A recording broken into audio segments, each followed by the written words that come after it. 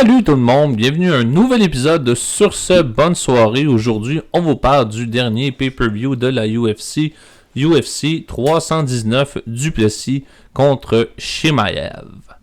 Donc cet événement UFC a vraiment commencé en beauté. Le premier combat des pre-prelims, c'était Alibi Adiris contre Joseph Morales, qui était le underdog d'ailleurs de ce match-là. Et ça l'a fini vraiment avec un très beau triangle choke à la fin du deuxième round. Comment vous avez trouvé ce début de UFC? J'ai trouvé le combat très intéressant. C'était pour, bien sûr, déterminer qui allait gagner le championnat de Dana White Contender Series dans la division des flyweight. Puis, à la base, Ediris était vraiment favori de loin sur Morales. J'ai trouvé que pendant le combat, ou du moins du temps que le combat a duré, j'ai trouvé que Ediris a un peu sous-estimé, je dirais, Morales. Je pense pas qu'il avait pensé que Morales allait arriver aussi fort dans le combat. Puis ça s'est terminé avec une belle victoire de Morales. Victoire surprenante, oui, mais ça lui permet à Morales d'obtenir enfin son billet pour le UFC. Lui qui avait déjà tenté l'expérience une fois auparavant. Donc vraiment, ça a été tout un combat de Morales. Il était vraiment très bien préparé. Lui, ça c'est clair. Puis Ediris, comme je disais, je pense vraiment qu'il a pris son adversaire à la légère. Il est arrivé là invaincu à 11-0. Malheureusement, il va partir de là 11-1. Et vraiment une belle victoire pour Morales. Moi, j'ai trouvé que ça l'a bien ouvert la carte de UFC 319. Comme Étienne a dit, Ediris, il était le favori, donc tout le monde pensait qu'il allait gagner parce qu'il n'y avait aucune défaite. Là, malheureusement, il a pris une défaite. Bravo pour Morales. Il a bien fait sa soumission, puis il a enfin eu sa victoire pour entrer dans l'UFC. Le deuxième combat de ces pre-prelims, c'était Karine Silva contre Dion Barbosa. Karine Silva qui a gagné par décision après 3 rounds. Et Karine Silva, d'ailleurs, elle, c'est une 4e victoire à ses 5 derniers combats en UFC. Donc vraiment un excellent dossier pour l'instant. Alors que pour Dion Barbosa, c'est une 2e défaite en 5 matchs. Donc qu'est-ce que vous avez pensé de cet affront entre ces deux femmes? Moi, je pense premièrement que c'est Barbosa qui aurait dû gagner le combat. Il y a eu beaucoup plus de significant strike de la part de Barbosa. Beaucoup plus de frappes au corps, aux jambes. 3 amenés au sol réussis sur 4. Et les juges ont décidé de donner le combat à Silva. Moi, je suis vraiment pas d'accord. Je suis pas le seul d'ailleurs qui est pas d'accord. Je pense vraiment que Barbosa avait fait son possible pour remporter ce combat-là. J'ai l'impression que les juges ont vraiment volé la victoire à Barbosa dans ce match. Si je regarde bien les résultats de ce combat, comme Étienne a dit, je trouve que Barbosa a mérité la victoire. En effet, elle a eu beaucoup plus de meilleures stats que Silva. Donc, je comprends pas pourquoi les juges ont manqué cette victoire-là. D'après moi, vu qu'elle était favori ou elle est plus aimée, peut-être que c'est ça. Je pense pas que ça soit ça exactement, mais je sais pas, des fois les juges ils donnent la victoire à l'autre quand c'était pas supposé. Donc, c'était quand même un combat intéressant, bien sûr, mais ça n'a pas dû être Silva qui gagne ce combat-là. Pour ce dernier combat de Early Prelims, c'était Edson Barboza contre Drakkar Klose. Un autre match qui s'est fini par décision après 3 rounds. Et vraiment, Drakkar Klose qui a eu la victoire par décision. Et pour moi, c'était vraiment, comme on dit, un no-brainer. En 147 coups, c'est 53 frappes significatives. Quand même un assez bon contrôle aussi tout au long du match. Qu'est-ce que vous en avez pensé de ce dernier match de Early Prelims? Drakkar Klose qui s'amenait là avec possiblement un de ses plus gros adversaires en carrière, Edson Barbosa, qui a fait beaucoup dans l'UFC à date. Puis vraiment, il était très bien préparé. Il a tout de suite pris les devants sur Barbosa, qui n'a jamais été vraiment capable de revenir à ses standards avec ses kicks, parce que Barbosa est reconnu beaucoup pour ses kicks. Puis vraiment, Drakkar Klose a, pendant tout le combat, les 3 rounds, vraiment complètement dominé Barbosa. Il y a eu quelques petites flamèches ici et là pour Barbosa, mais honnêtement, tout le combat a été vraiment dominé par Klose. Puis c'est une grosse victoire.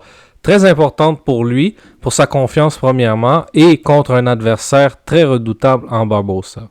Moi aussi, j'ai trouvé le match vraiment intéressant. Moi, je prenais pour Edson Barbosa, c'est sûr.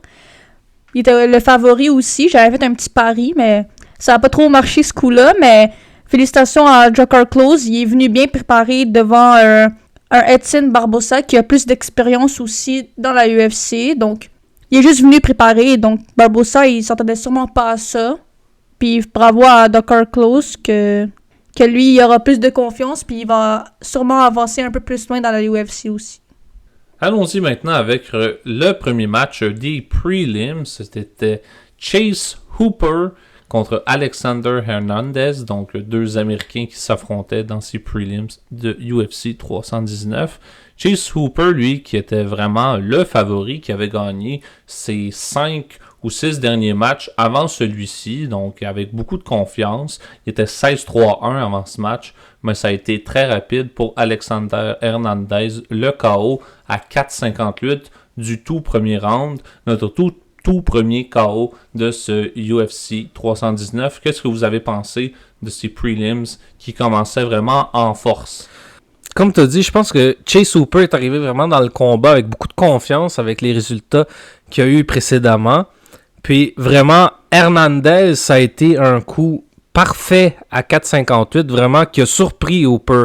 Je pense pas que Hooper il a pris à la légère Hernandez. Je pense vraiment que c'était plutôt un coup parfait. Ça va amener beaucoup de confiance à Hernandez pour les prochains combats qui vont avoir lieu avec lui dans l'UFC, puis pour les prochains trucs qui vont arriver avec lui, avec cette grosse victoire-là, qui est vraiment inattendue, parce que comme tu as dit, c'est vraiment Chase Hooper qui était l'extrême favori dans ce combat-là.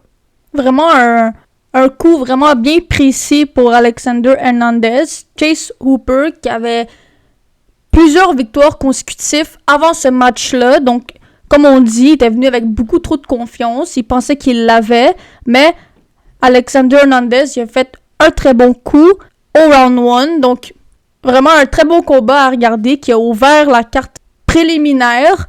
Donc, vraiment, ça mettait beaucoup de piment dans cette carte-là. Donc, vraiment un très bon combat. Chase Hooper, il est juste venu avec beaucoup de confiance et il était vraiment favori en plus. Donc, Alexander Hernandez, il a eu la victoire. Bravo à lui, puis il y aura des meilleurs combats ensuite. J'ai hâte de le voir encore. Pour notre deuxième match de prelim, c'était Jessica Andrade contre Lupi Godinez. Et pour Andrade, vraiment, c'est une suite de matchs vraiment difficiles. Ça a été... elle est maintenant sur une suite de 3 défaites consécutives. Une défaite contre Natalia Silva en septembre 2024. Une autre défaite en 2025 contre Jasmine Jasudavicius. Et une contre Lupi Godinez au UFC 319. Encore une fois, une défaite par décision. C'est sa deuxième défaite par décision à ses 3 derniers matchs. Pour Andrade, est-ce qu'on peut parler d'un upset dans son cas? Moi, je pense pas. Je pense que c'est très difficile, comme tu viens de l'énumérer.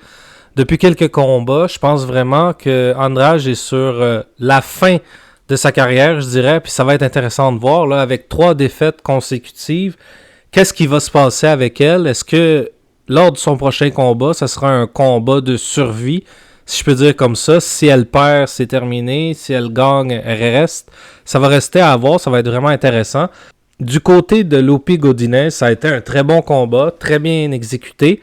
Il y a juste au 3e round où vraiment Andrade a pesé sur le gaz un peu. Ça a été beaucoup plus, disons, performant pour elle, mais ça a été vraiment trop peu, trop tard. Godinez avait déjà assez fait au niveau des juges pour gagner par décision. Ça a été un combat extraordinaire. Lupi Godinez, elle a vraiment...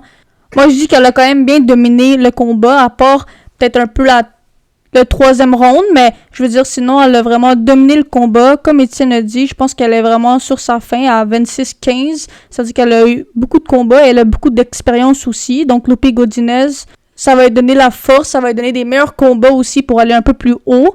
Donc, elle a vraiment bien dominé le combat. Elle était favori en plus, avec une fiche de 14-5. Donc, c'est vraiment pas pire comme fiche non plus. Donc, elle aussi, j'ai hâte de voir ce qui va se passer avec elle dans les prochains combats. Pour ce prochain match des prelims de ce UFC 319, c'était Gerald Meerschaert contre Mikhail Oleksiejczuk. Et vraiment, Oleksiejczuk, vraiment un excellent combat. Il était le favori et pour une raison très claire ici, un KO à 3 minutes 3 du premier round. Et vraiment, pour Meerschaert, ça a été un match complètement désastreux pour le vétéran. Ça a été seulement 3 frappes significatives sur 16 tentatives. 3 tentatives de takedowns qui ont échoué pour Oleksiejczuk. Ça a vraiment été, comme on dit, un walk in the park. Vraiment un excellent combat pour lui qui prouve encore être vraiment une force assez dominante dans la classe des middleweight. Qu'est-ce que vous avez pensé de cette performance? Moi, je suis vraiment pas surpris du résultat. Honnêtement, j'étais sûr et certain que ça allait finir par KO. GM3, malheureusement, c'est quelqu'un qui, sur le combat debout, a beaucoup de difficultés. D'ailleurs, il est pas très jeune non plus. Puis, c'est vraiment un spécialiste au sol. Puis, il n'a pas réussi à amener Oleksiejczuk au sol sur 3 tentatives, comme tu as dit. Puis, Oleksiejczuk, écoute, c'est un combattant vraiment exceptionnel debout. Il nous l'a prouvé ici. Malheureusement, GM3 qui a pas duré un round. Ça a été tout un combat d'Oleksiejczuk, vraiment. Mais malheureusement, pour GM3, il va falloir passer à la prochaine fois. Pour ce dernier match des prelims, c'était Bansagur Sursurkaev contre Eric Nolan. Et vraiment, un peu comme le dernier match de Oleksiejczuk, vraiment, Sursurkaev, ça a été extrêmement simple pour lui. L'athlète russe, vraiment, qui était largement favori à Eric Nolan. Ça a quand même été un match de 2 rounds, mais vraiment, Sursurkaev a été dominant de A à Z. Autant pour les frappes, autant pour les mises au sol. 2 mises au sol réussies sur 7 tentatives, ce qui est vraiment excellent quand même. Un temps de contrôle de 3 minutes 19. Tout allait bien pour le Russe. Vraiment, dans ce match-ci, une belle conclusion vraiment à des prelims vraiment fort intéressantes. Qu'est-ce que vous avez pensé de ce match-là? C'était vraiment très intéressant. Sursurkaev, c'était son premier combat dans la UFC. Il arrivait là à 9-0. Vraiment le favori face à Eric Nolan, puis ça s'est démontré assez rapidement et facilement de son côté. Ça va être vraiment intéressant de le suivre, Sursurkaev, dans les prochaines années, ce qu'il va réussir à amener. Espérons que ça va être encore une fois un combattant d'exception qui va pouvoir nous faire lever de notre chaise à chaque fois qu'il sera dans un combat. Ça va être vraiment intéressant à regarder. Un excellent combat. Ça a été très technique de sa part. Vraiment très intéressant. Moi, j'ai trouvé ce combat vraiment intéressant. Ça a fini, pas round 1, mais au moins round 2. Donc, Sursurkaev, il a bien dominé vraiment tous les 2 rounds. C'était le premier combat du UFC pour les 2. Donc, Eric Nolan arrivait là 8-3 et Sursurkaev, il arrivait avec aucune défaite et ça continue de même. Donc, vraiment, ça a été vraiment un beau rear naked choke. Puis, j'ai rien à dire sur cette soumission-là. Comme Étienne a dit, qu'on va le voir, j'aimerais ça qu'on saute toujours de nos chaises pour le voir dans le ring. Allons-y maintenant avec la main card qui a commencé vraiment en beauté. C'était le vétéran Tim Elliott qui affrontait Kai Asakura. Tim Elliott, lui, qui était le underdog de ce match-là. Ça a vraiment été une belle performance de Tim Elliott qui ne s'était pas battu à la UFC depuis quand même 2 ans. Donc c'est quand même vraiment un beau match ici. Un match qui a fini au 2e round avec une guillotine choke de Elliott qui a amélioré son dossier avec 22 victoires, 13 et 1.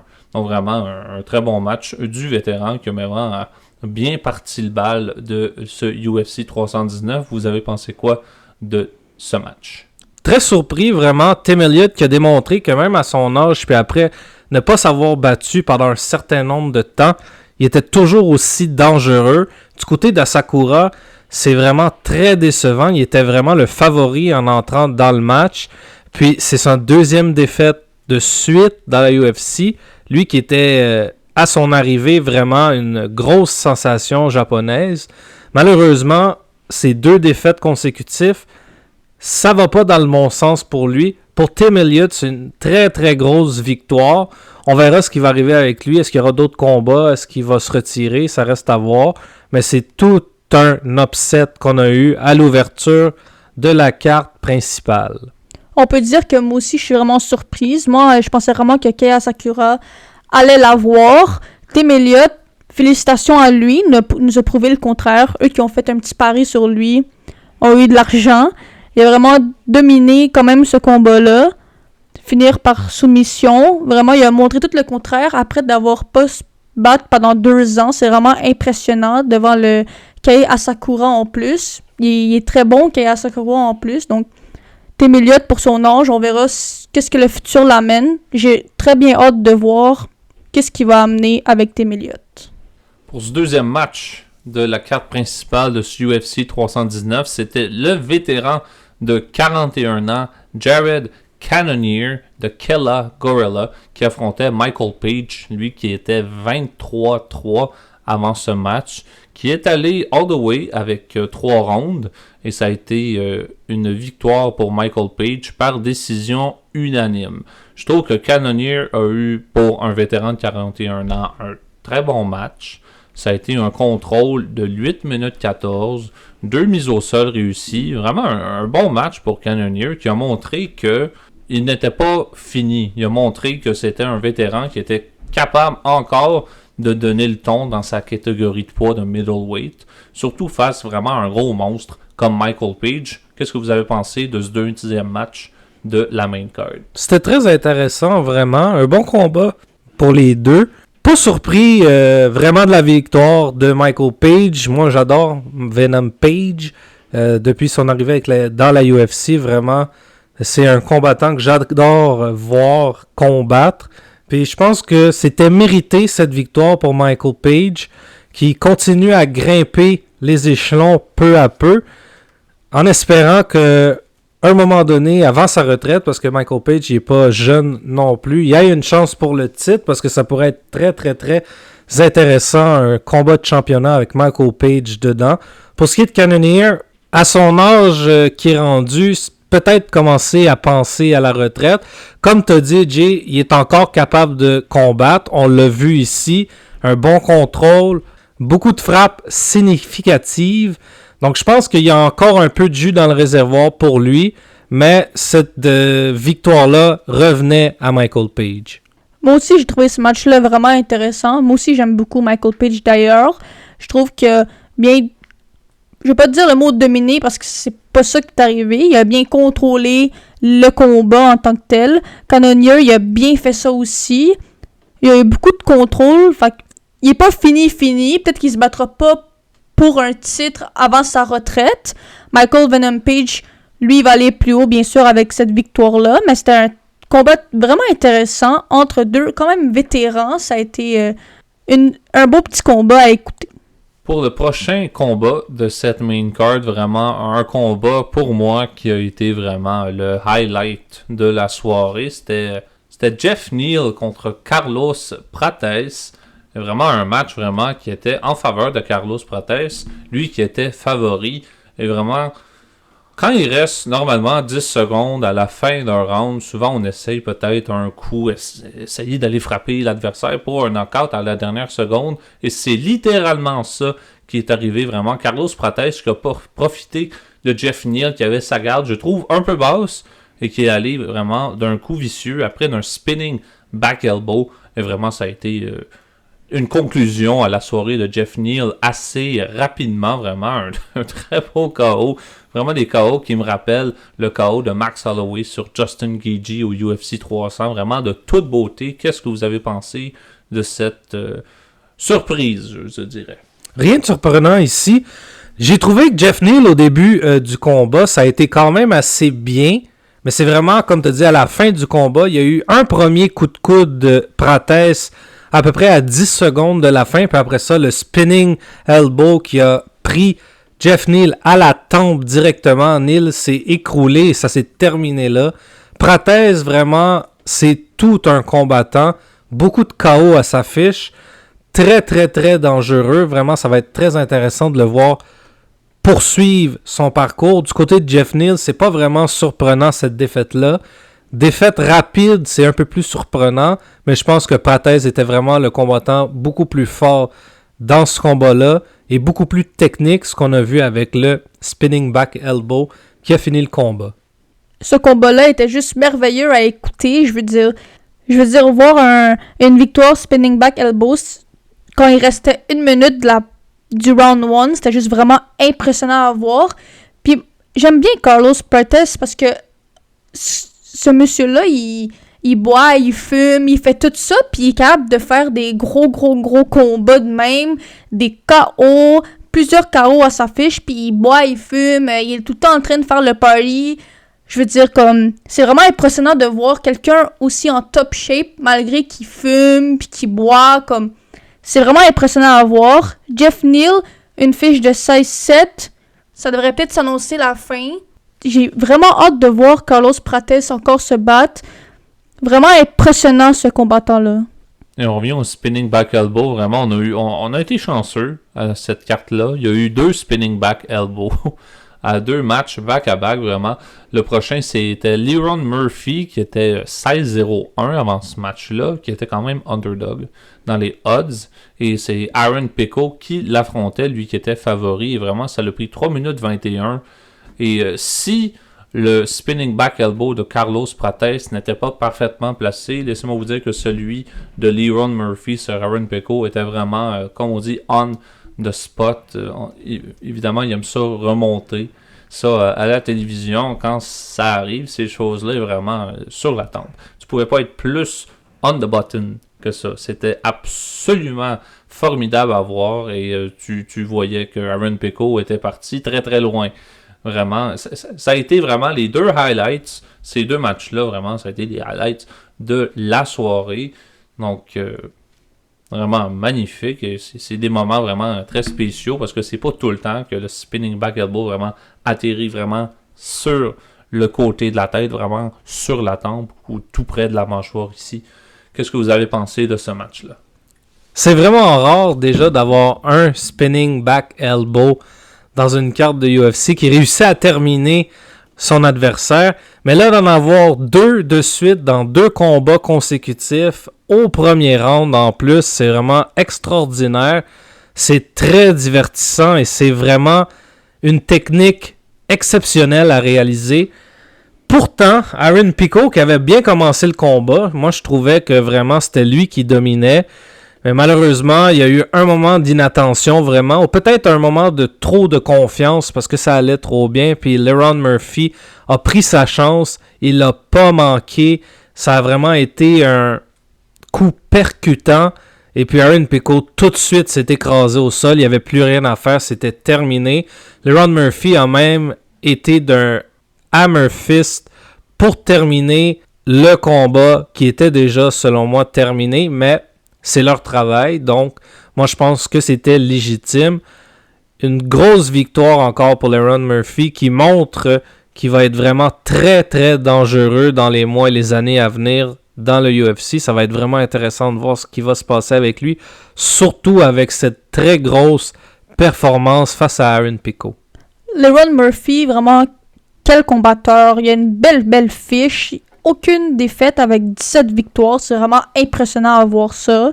Puis il y a une autre victoire d'un spinning back elbow. Vraiment, aucun mot à dire comment ce combat-là était vraiment intéressant à regarder. Je me suis levé de ma chaise tellement que c'était fou. 2 spinning back elbow. C'est juste vraiment le fun à voir. Aaron Pico, comme Étienne a dit, je trouvais qu'il avait bien commencé le combat. Mais juste un spinning back elbow, là, ça vient de nulle part. Donc tu le vois pas. Donc vraiment... Leron Murphy, j'ai vraiment hâte de le voir dans les prochains combats. J'espère qu'il garde sa fiche 17-0 puis qu'il peut aller prendre la ceinture en moment donné avec une belle fiche de même.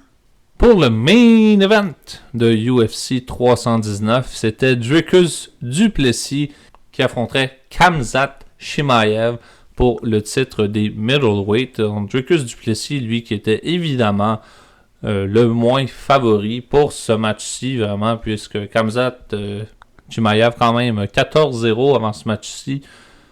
Et on va y aller simplement des chiffres pour Chimaev. 529 coups réussis sur 567 tentatives. 12 mises au sol réussies sur 17 tentatives et 21 minutes 40 secondes de contrôle, majoritairement au sol. Ça l'a fini en 5 rounds par décision unanime, 50-44 pour les 3 juges. Qu'est-ce que vous voulez de plus? Vraiment, je pense que Khamzat Chimaev, c'est vraiment le prototype parfait d'un fighter qui, pour moi, ne sera pas vaincu avant que vraiment le bon gars se pointe. Vraiment, c'est absolument phénoménal. Le contrôle, vraiment, Dricus du Plessis, à chaque début de ronde, pour pas mal tous, sauf peut-être le 5e, ça a été un 30 secondes de Dricus du Plessis qui essayait de frapper, mais c'était une amenée au sol directement de Chimaev et il n'y avait absolument rien à faire. Évidemment, c'est pas les main events les plus excitants, c'est pas les main events qui vous fait sauter de votre chaise avec des gros coups, pas comme à la Max Holloway, disons. C'est un match beaucoup plus technique, mais c'est ça qui marche dans le cas de Chimaev. Un excellent athlète au sol et vraiment du Plessis a perdu ce match et Chimaev vraiment mérite vraiment cette ceinture. Je sens que ça va être un règne qu'on va voir pendant très longtemps. Je sais pas si quelqu'un va être capable de battre Chimaev, qui est maintenant rendu 15-0. Qu'est-ce que vous pensez juste de Chimaev en tant que tel, cet athlète-là? Moi, depuis qu'il est arrivé dans l'UFC, je savais déjà que c'était un futur champion. C'était clair, net et précis. Ce gars-là est tellement explosif.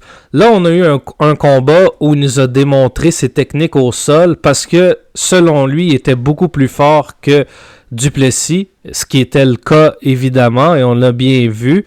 Mais Chimaev est aussi capable de combattre debout. Il l'a prouvé à plusieurs reprises. C'est vraiment un combattant complet au niveau du debout, au niveau du sol. Puis, écoute, ce combat-là, on a eu la confirmation que Dricus du Plessis est vraiment pas de taille face à l'élite de la UFC. Khamzat Chimaev est vraiment passé sur lui comme s'il n'y avait personne devant. Ça a été de la première seconde du premier round jusqu'au 5e.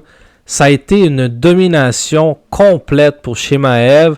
Du Plessis était même pas sur le point de réussir quelque chose vraiment. Il y a eu peut-être au 5e round quelques vraiment moments où Du Plessis a pu réussir à prendre l'ascendant sur Chimaev, mais vraiment ça a été une domination complète, une victoire méritée, un championnat gagné pour Chimaev qui vraiment, selon moi, était déjà remporté depuis bien longtemps.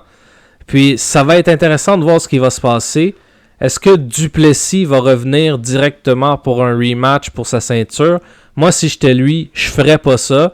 Parce qu'on a vu vraiment qu'il n'était pas de calibre à Chimaev. Il va falloir vraiment qu'il s'entraîne, qu'il ait des partenaires d'entraînement qui ressemblent à Chimaev, qui, selon moi, est un peu impossible.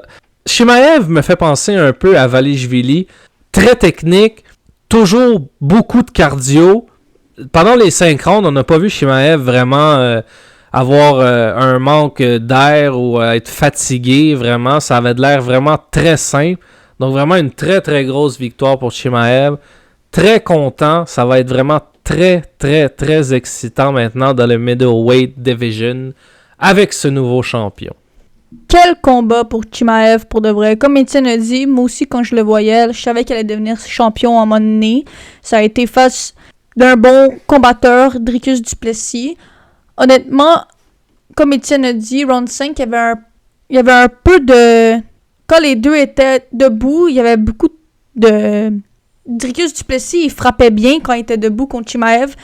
Après ça, boum, Chimaev l'amenait au sol. Donc, vraiment, là... 21 minutes et 40 secondes de control time sur le haut sol. C'est vraiment impressionnant. Chimaev, il est juste très très bon au sol. Il est bon debout aussi, mais au sol, il est vraiment... Tu peux rien faire quand il t'amène au sol. Je vois beaucoup de commentaires en disant que ce combat, il a été plate. Honnêtement, il n'a pas été plate, mais c'est sûr qu'il n'y a pas de KO, etc. On pensait peut-être voir une soumission de Chimaev, mais Dricus du Plessis s'est pas laissé faire soumettre. Mais honnêtement, je veux pas dire que le combat était plate. Moi, j'ai vraiment aimé ça, voir le control time en tant que tel, l'amener au sol, etc. C'était vraiment un bon match. Dricus du Plessis, il va juste devoir se pratiquer au sol parce que Chimaev il est vraiment imbattable au sol. J'ai vraiment hâte de voir qui va faire face à Chimaev pour le prochain combat. Je vais voir s'il va être capable aussi au niveau du sol. Comme Étienne a dit aussi, le cardio, là, moi aussi ça me fait penser à Dvalishvili un peu. Chimaev, il a juste beaucoup de cardio, il était même pas fatigué, rien. Il y avait quelques graffinures sur sa face, mais ça voulait rien dire, là. Il se laissait pas faire, donc bravo à Chimaev. 15-0 comme champion, c'est vraiment impressionnant. J'ai hâte de voir c'est quoi les prochains pour Dricus du Plessis aussi, mais Chimaev mérite sa ceinture. Puis c'est un gros warning aussi ce qui s'est passé dans ce main event-là pour les autres combattants qui vont venir face à Chimaev. Moi, j'ai rarement vu un champion se faire autant dominer comme ça dans un title fight depuis bien longtemps. Puis ça démontre que Chimaev est vraiment sur une autre planète en tant qu'athlète puis en tant que combattant. Fait que ça va être vraiment intéressant de voir qui va vouloir step in pour essayer de prendre la ceinture maintenant. Parce qu'avec ce combat-là, les autres combattants vont commencer à penser que c'est presque impossible de battre Chimaev à la force puis à la stratégie qu'il utilise à chaque combat. Tu parlais de Merab Dvalishvili tantôt, et ça m'a fait penser que le 4 octobre 2025, le samedi 4 octobre 2025, c'est le UFC 320 qui aura lieu au T-Mobile Arena à Vegas. Et d'ailleurs, Dvalishvili affrontera Corey Sandhagen pour son titre du Bantamweight. Et non seulement ça, Magomed Ankalaev va affronter Alex Pereira pour le Light Heavyweight Championship. Donc, pour le main event de ce UFC 320, on a aussi Jiri Prochazka qui va être là, Magomedov va être là. Vraiment toute une carte du UFC 320. Mettez le 4 octobre 2025 sur votre calendrier. Vraiment un UFC vraiment à ne pas manquer qui va être vraiment excellent. Merci encore tout le monde de nous avoir écoutés comme à l'habitude. J'espère qu'on vous a instruit autant que diverti. Et on se voit une prochaine fois pour un prochain épisode. Merci et bonne soirée.